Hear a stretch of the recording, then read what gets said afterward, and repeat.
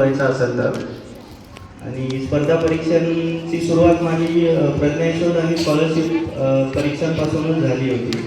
आणि 10वी नंतर तर स्पर्धा परीक्षा तुम्हाला क्रॅक करावं लागतं सक्सेसफुल होण्याचं असेल तर. नीट झालं, जेई झालं, सर्व होतं. आपण शालेय जीवनात मिळवलेले यश व त्याची तयारी कशी केली याचा अनुभव आम्हा सर्वांना शेअर करा. शाळेमध्ये असताना माझ्या पप्पांचं माझ्याकडे खूप जास्त लक्ष होतं की माझा डेली अभ्यास घरी गेलो की पप्पा मला म्हणजे एक डिटेलमध्ये विचारायचं. तर ते लक्ष असल्यामुळं मला तो अभ्यास करावाच लागायचा आणि मलाही आवड होती म्हणून जास्त स्ट्रिक्टली करायचं. आणि बाकी सर्व शिक्षक आणि त्यांनी पण आणि माझे कॉम्पिटिटर पण होते. रोंगे मॅडमची मुलगी स्नेहा, प्राची कनकदंडे यांच्यासोबत कॉम्पिटिशन पण असायचं. त्यामुळे ते कॉम्पिटिशनमुळे अभ्यास करायचा चांगला आणि आपोआप सक्सेस होती.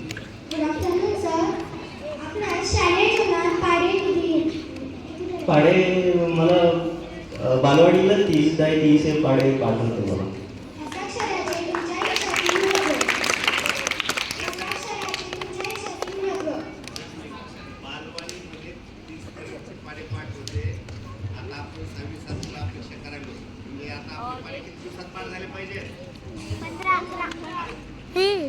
दिवसाची मुदत तुम्हाला 10 दिवसात सगळे पाणी पाठ करतात.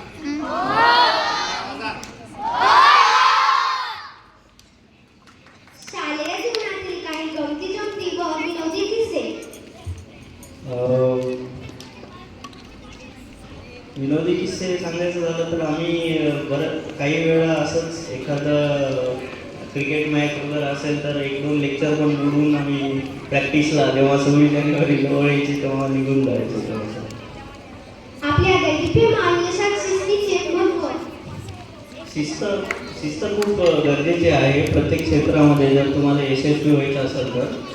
आणि ज्या मुलांना पुढे डॉक्टर व्हायचं आहे त्यांना तर शिस्त खूप महत्त्वाची गोष्ट आहे. कारण आपण पेशंटच्या जीवासोबत एक खेळण्यासारखा असतो आणि आपण पेशंटचा जीव वाचवतो. तर त्यामध्ये आपल्याला चुकीला माफी नसते.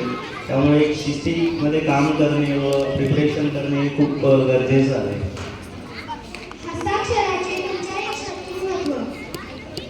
हँडरायटिंग म्हणलं तर माझी हँडरायटिंग मी 4थीलाच चांगली सुधारली होती. आणि त्याबद्दल एक बोलायचं म्हटलं तर माझी खूप 10वीला पण मला 97% हे माझ्या चांगल्या हँडरायटिंगमुळेच आले होते. आणि एक किस्सा सांगायचा झाला तर आता तुम्हाला माहीत असेल की डॉक्टरांची हँडरायटिंग कुणाला कळत नाही. पण माझ्याबद्दल उलटं आहे.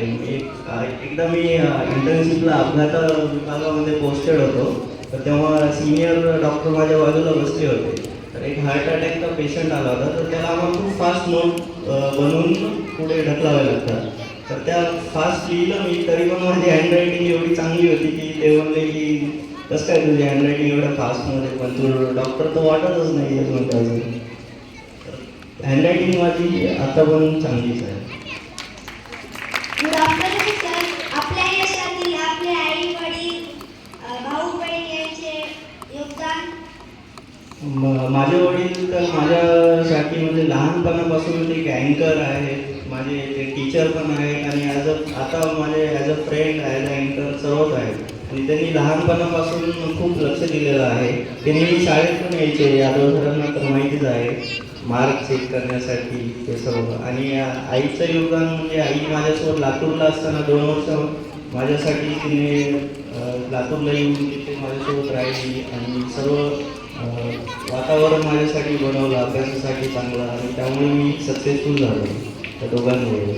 त्यांचा खूप मोठा वाटा आहे माझ्यासाठी. शालेय जीवनातील आनंददायी करण्यात महत्त्वाची भूमिका असणारे आपले वर्गमित्र.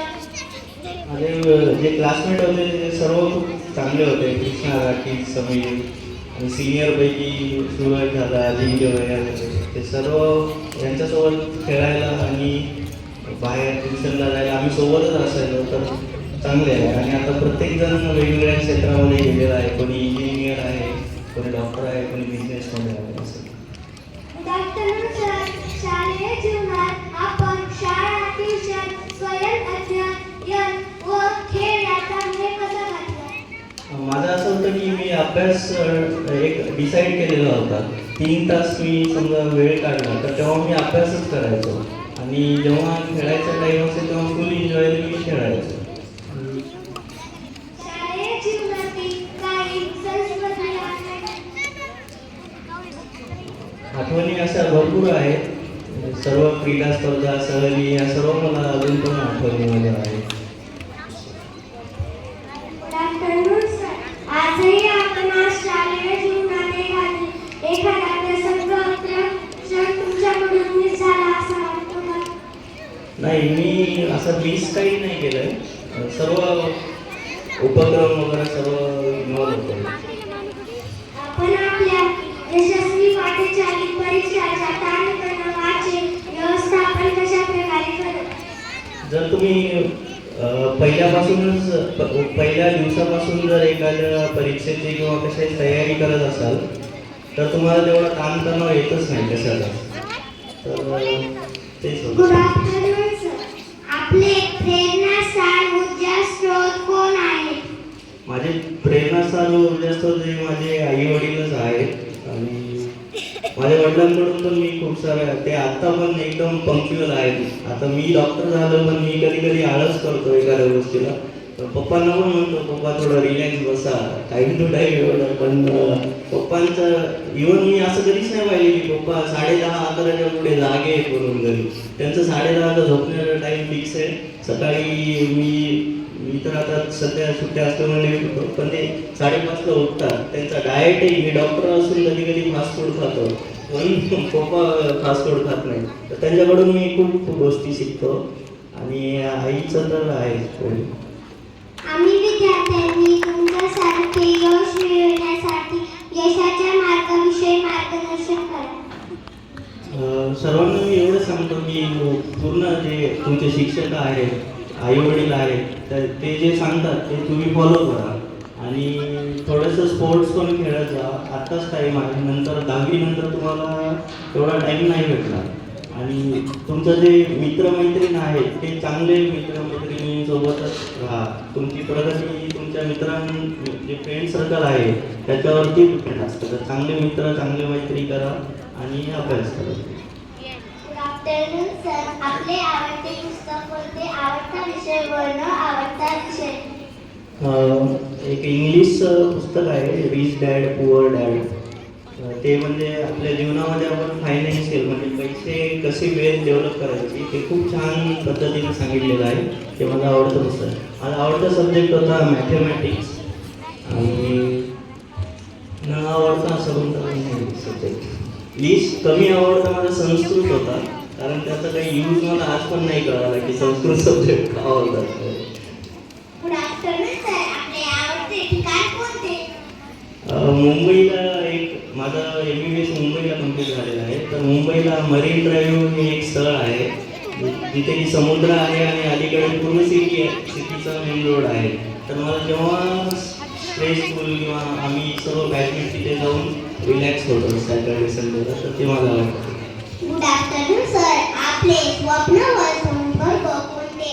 आपल्याला कामाचे स्वरूप कसे आहे? माझं स्वप्न सध्या तर एवढंच आहे की MD कम्प्लीट करून एक चांगलं हॉस्पिटल टाकणे व रुग्णांना सेवा पुरवणे. शाळा व शिक्षक यांचे योगदान याविषयी आपल्या भावना? मी जसं अगोदर सांगितलं की या शाळेनं माझा पूर्ण बेस बनवला आहे आणि सर्व शिक्षकांनी खूप चांगल्या तऱ्हेनं आम्हाला शिकवलं. आमच्या स्पोर्ट्समध्ये आम्हाला डेव्हलप केलं, त्यामुळे त्यांचा खूप मोठा वाटा आहे. पाथरी सोडून बाहेर उच्च शिक्षणासाठी गेल्यावर आपणास भीती दडपण जाणवले का? मी जेव्हा लातूरला गेलो होतो ना तेव्हा तिथलं म्हणजे फर्स्ट ऑफ ऑल मला माहीतच नव्हतं की इथे 30 ते 40 विद्यार्थी असायचे एका वर्गामध्ये. तिथे 600 ते 700 विद्यार्थी एकच आणि सर्व टॉपर्सच होते. इथे असल्यावर मला वाटायचं मीच एकटा टॉपर आहे, पण बाहेर गेल्यावर कळालं की माझ्यासारखे पूर्ण क्लासरूम भरलेली आहे. तर त्यांच्यासोबत कॉम्पिटिशन नव्हतं, असं दडपण नाही, पण त्यांनी मोटिवेटच केलं मला. Good afternoon sir. अभ्यासात केलेल्या मेहनतीचे रूपांतर यशात करताना काय काळजी घ्यावी? आपल्याला जो आपण अभ्यास केला आहे तो व्यर्थ न जावं यासाठी एवढंच करायचं की आपला अभ्यास हा एक्झामच्या लास्ट दिवशीपर्यंत करायचा आणि आपण जो एक्झाम देणार आहोत त्याची प्रॅक्टिस म्हणजे ट्युशनमध्ये काही जण एक्झामला जात नाही भीती होती तर ती प्रॅक्टिस एक्झामच्या अगोदरच करायची म्हणजे आपली एक्झामबद्दलची भीती कमी होते आणि आपला रिझल्ट बनवला लागतो. शालेय जीवनातील आपल्या अभ्यासातील व खेळातील स्पर्धा अभ्यासातील स्पर्धेत तर माझ्या बॅचमेट 2 मुली होत्या स्नेहा आणि प्राची आणि खेळातील स्पर्धक आमची होती आमची सिनियर बॅच सुरेश सुरेशचे आणि यांच्यासोबत आम्ही क्रिकेटच्या मॅचला व्हायचो तर खूप मजा यायची. Good afternoon sir. शालेय जीवनातील अभ्यासातील स्पर्धा आपण कशा प्रकारे हाताळली? स्पर्धा परीक्षांमध्ये आम्हाला यादव सर ट्युशन घ्यायचे तर ते ट्युशनच्या खूप असंख्य आठवणी आहेत माझ्या परीक्षामध्ये कारण स्पर्धा परीक्षामध्ये यादव सर आम्हाला त्यांच्या घरी ट्युशन घ्यायचे आणि त्यांनी खूप आम्हाला बुद्धिमत्ता असो सर्व गणिताचे नियम असो ते खूप चांगल्या तऱ्हेने आणि मजेदारपणाने शिकवलेले आहेत आणि यादव सर जेव्हा आम्हाला कॉम्पिटिशनमधून असे गणित द्यायचे आणि सॉल्व करायचे ते खूप मजा यायची. Okay sir. डॉक्टर किरण पवार सरांनी